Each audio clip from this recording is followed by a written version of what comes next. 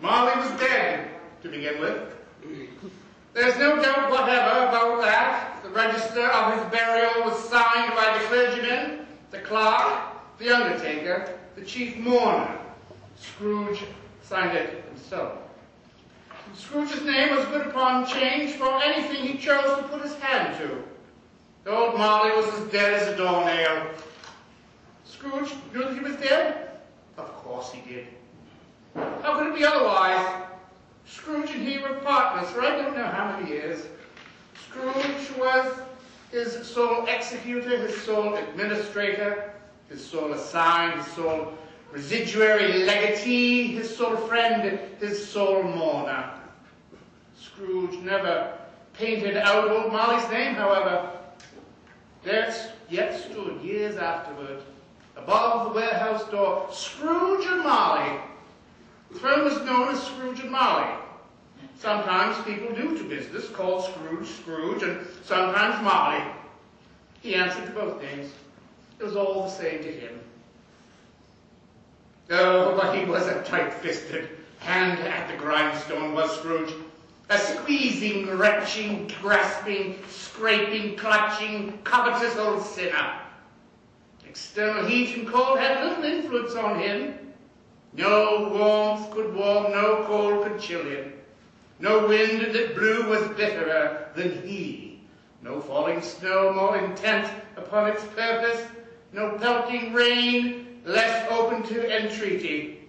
Foul weather didn't know where to have him. The heaviest rain and snow and hail and sleet could boast of advantage over him in only one respect.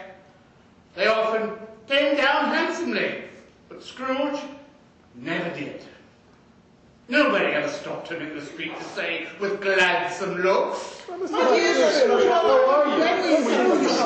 No beggars implored him to bestow a trifle. No children asked him what it was o'clock. No man or woman ever once in all his life inquired the way to such and such a place of Scrooge. Even the blind men's dogs appeared to know him. And when they saw him coming, they would tug their owners into doorways and cut cords, and then would wag their tails as though they'd say, "No eye at all is better than an evil eye, a dark master." But what did Scrooge care? It was the very thing he liked. To edge his way around the crowded paths of life, warning all human sympathy to keep its distance, was what was knowing one's called nuts to Scrooge. Once upon a day, a time, of all the good days of the year, upon a Christmas Eve, old Scrooge sat busy in his counting house. It was cold, bleak, biting, a foggy weather, and the city clocks had only just gone 3, but it was still quite dark already. The door to Scrooge's counting house was opened, that he might keep an eye upon his clerk, who, in a dismal little cell beyond, a sort of tank, was copying letters. Scrooge had a very small fire, but the clerk's fire was ever so much smaller, that it looked like one coal. But he couldn't replenish it, for Scrooge kept the coal box in his own room. And so surely as the clerk came in with the shovel, the master predicted that it would be necessary for them to part. Wherefore the clerk put on his white comforter and tried to warm himself at the candle, in which effort, not being a man of strong imagination, he failed. "A Merry Christmas, Uncle! My God save you!" Cried a cheerful voice. It was the voice of Scrooge's nephew, who had come upon him so quickly that this was the first intimation Scrooge had of his approach. "Ah!" Scrooge said. "Humbug!" "Christmas, a humbug, Uncle! You don't mean that, I'm sure." "I do. Out upon Merry Christmas? What's Christmas time to you? But a time for paying bills without money. A time for finding yourself a year older and not an hour richer. A time for balancing your books and having every item in them through a round dozen of months presented dead against you. If I had my will, every idiot who goes about with Merry Christmas on his lips should be boiled with his own pudding and buried with a stake of holly through his heart. He should." "Uncle!" "Nephew, keep Christmas in your own way. Let me keep it in mine. Keep it, but you don't keep it. Let me leave it alone then. Much good may it do you, much good it has ever done you. There are many things from which I might have derived good, by which I might have not profited, I dare say, Christmas among the rest. But I am sure I have always thought of Christmas time when it has come round, apart from the veneration due its sacred origin, if anything belong to it be apart from that, as a good time, a kind, forgiving, charitable, pleasant time, the only time I know of in the long calendar of the year when men and women seem by one consent to open their shut-up hearts freely and to think of people below them as if they really were fellow travelers to the grave and not another race of creatures bound on other journeys. And therefore, uncle, though it has never put a scrap of gold or silver in my pocket, I believe it has done me good and will do me good. And I say, God bless it. The clerk of the tank involuntarily applauded. Let me hear another sound from you, Said Scrooge. and you'll keep your Christmas by losing your situation. You're quite a powerful speaker, sir. He added, turning to his nephew. I wonder you don't go into Parliament. Don't be angry, uncle. Come, dine with us tomorrow. Scrooge said that he would see him. Yes, indeed he did. And went the whole length of the expression, and said that he would see him in the extremity first. But why? Cried Scrooge's nephew. Why? Why did you get married? Because I fell in love. Because you fell in love. Growled Scrooge, if it were the only one thing in the world more ridiculous than a Merry Christmas. Good afternoon. Hey, uncle, but you never came to see me before that happened. Why give it as a reason for not coming now? Good afternoon. I want nothing from you. I ask nothing of you. Why cannot we be friends? Good afternoon. I am sorry with all my heart to find you so resolute. We've never had any quarrel to which I have been a party. But I've made the trial and homage to Christmas, and I'll keep my Christmas humor to the last.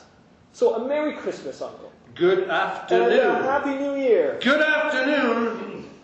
His nephew left the room without an angry word notwithstanding. The clerk, in letting Scrooge's nephew out, let two other people in. They were portly gentlemen, pleasant to behold, and now stood with their hats off in Scrooge's office. They had books and papers in their hands, and bowed to him. Scrooge and Marley's, I believe. Said one gentleman, referring to his list. Have I the pleasure of addressing Mr. Scrooge or Mr. Marley?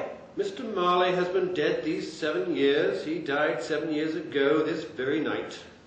This festive season of the year, Mr. Scrooge? Said the gentleman, taking up a pen. It is more than usually desirable that we should make some slight provision for the poor and destitute, who suffer greatly at the present time. Many thousands are in want of common necessaries. Hundreds of thousands are in want of common comforts, sir. Are there no prisons? Plenty of prisons, but under the impression that they scarcely furnish Christian cheer of mind or body to the unoffending multitude, a few of us are endeavouring to raise a fund to buy the poor some meat and drink and a means of warmth. We choose this time because it is a time of all others when want is keenly felt and abundance rejoices. What shall I put you down for? Let me think. Nothing. Do you wish to be anonymous? I wish to be left alone. Since you asked me what I wish, gentlemen, that is my answer. I don't make merry myself at Christmas, and I can't afford to make the idle people merry. I help to support the prisons and the workhouses. They cost enough, and those who are badly off must go there. Many can't go there, and many would rather die. If they would rather die, they had better do it and decrease the surplus population. At length of hour, the shutting of the counting house arrived. With an ill will, Scrooge dismounted from his stool, tacitly admitted the fact to the expectant clerk in the tank, who instantly snuffed his candle out and put on his hat. You will want all day tomorrow, I suppose? If quite convenient, sir. It is not convenient, and it's not fair. If I was to stop half a crown for it, you'd think yourself mightily ill-used. I'll be bound? Yes, sir. And yet you don't think me ill-used, when I pay a day's wages for no work. It's only once a year, sir. A poor excuse for picking a man's pocket every 25th of December. I suppose you must have the whole day. Be here all the earlier next morning. The clerk promised that he would, and Scrooge walked out with a growl. The office was closed in a twinkling, and the clerk, the long ends of his white comforter dangling below his waist, for he boasted no greatcoat, went down a slide at the end of a lane of boys 20 times in honor of being Christmas Eve, and then ran home as hot as he could pelt to play a blind man's buff. Scrooge took his melancholy dinner in his usual melancholy tavern, and having read all the newspapers and beguiled the rest of the evening with his banker's book, went home to bed. He climbed in chambers which had once belonged to his deceased partner. They were a gloomy suite of rooms. The building was old enough now and dreary enough. No one lived in it but Scrooge, and the other rooms being all let out as offices. Now, it is a fact that there was nothing at all particular about the knocker on the door of the house, except it was very large. Also, that Scrooge had seen it night and day during the whole residence in that place. Also, that Scrooge has little of what is called fancy about him as any man in the city of London. And yet Scrooge, having his key in the lock of the door, saw in the knocker, without its undergoing any immediate process of change, not a knocker, but Marley's face. Marley's face, with a dismal light about it, like a bad lobster in a dark cellar. It was not angry or ferocious, but it looked at Scrooge as Marley used to look, with ghostly spectacles turned up upon its ghostly forehead. As Scrooge looked fixedly at this phenomenon, it was a knocker again, and he said, "Boom, boom," and closed the door with a bang. The sound resounded through the house like thunder. Every room above and every cask in the wine cellars merchants below appeared to have a separate peal of echoes of its own. Scrooge was not a man to be frightened by echoes. He fastened the door and stepped across the hall and up the stairs, slowly too, trimming his candle as he went. Up Scrooge went, not caring a button for its being very dark. Darkness was cheap, and Scrooge liked it. But before he shut his heavy door, he walked through his rooms to see that all was right. He had just enough reconciliation of the face to desire to do that. Sitting room, bedroom, lumber room, all as they should be. Nobody under the table, no one under the sofa, a small fire in the grate, spoon and basin ready, and a little saucepan of gruel. Scrooge had cold in his head. Upon the hob, no one under the bed, no one in the closet, no one in his dressing gown, nobody in his dressing gown, which was hanging up in a suspicious attitude against the wall. Lumber room as usual, old fire guard, old shoes, 2 fish baskets, washing stand on 3 legs, and a poker. Quite satisfied, he closed his door and locked himself in. Double locked himself in, which it was not his custom. Thus secured against surprise, he took off his cravat, put on his dressing gown and slippers, and his nightcap, and sat down before a very low fire to take his gruel. As he threw his head back in his chair, his glance happened to rest upon a bell, a disused bell that hung in the room, and communicated for some purpose now forgotten with a chamber in the highest story of the building.